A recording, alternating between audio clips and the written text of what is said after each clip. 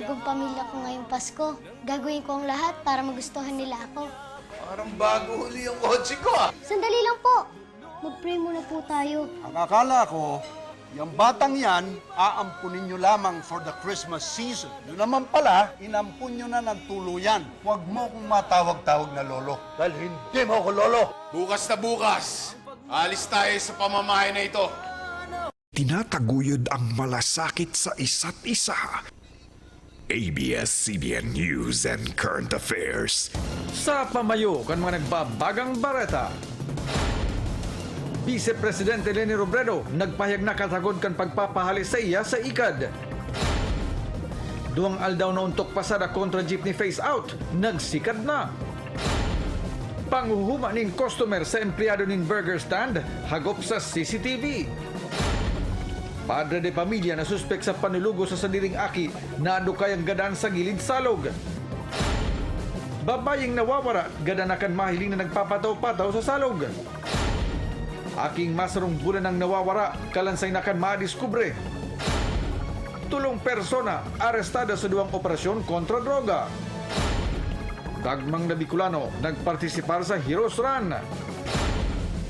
Mga disenyong pampasko, tampok sa Fruit and Vegetable Carving Seminar.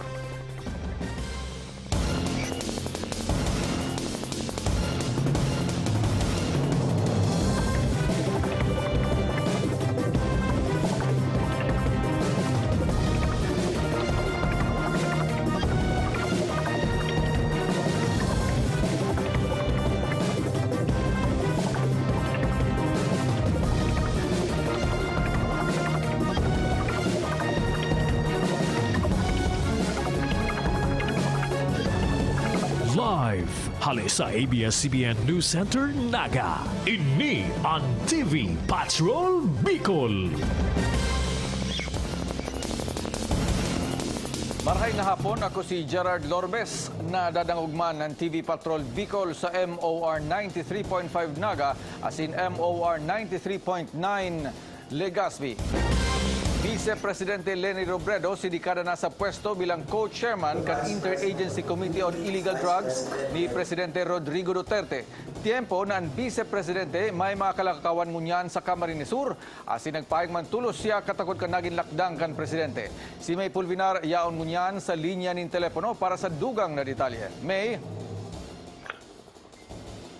Naiminda ako bistado, nagpupuon pa sana ako. Inian maduon na panindugan ni Vice Presidente Leni Robredo sa sinudan ng kampanya kontra illegal na droga matapos sa antuwang bulan pa sa ng paninirdihan bilang co-chairman ng Interagency Committee kan Anti-Illegal Drugs o ICAD.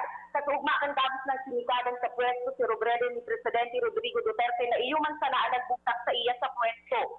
Question sa nangunyan sa Vice, ang pinakamotibo kan biglaan namang lakdang na inikan Presidente kung seryoso mananggan ang kampanya kan administrasyon kontra illegal na droga o may interes na mababanggaan siya sa inasumir na katungdan.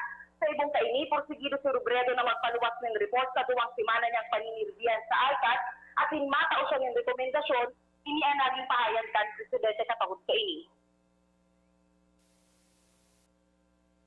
Makakaasa kayo, kahit tinanggalan ako ng posisyon, hindi nila kayang tanggalin ang aking determinasyon. Determinasyong itigil ang patayan, panagutin ang kailangan managot, at ipanalo ang kampanya laban sa iligal na droga.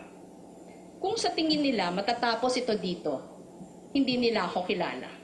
Nagsisimula pa lamang ako. Gerard, ginibukan Presidente ang mga pahayag sa pagbisita niya sa Camarines Sur niya na ataw kung sa inagi man niyang parte kan pirmahan kasunduan entre mga gobyerno lokal na natabangan kan angat buhay project sa iyang opisina at in Filipina Shell Foundation.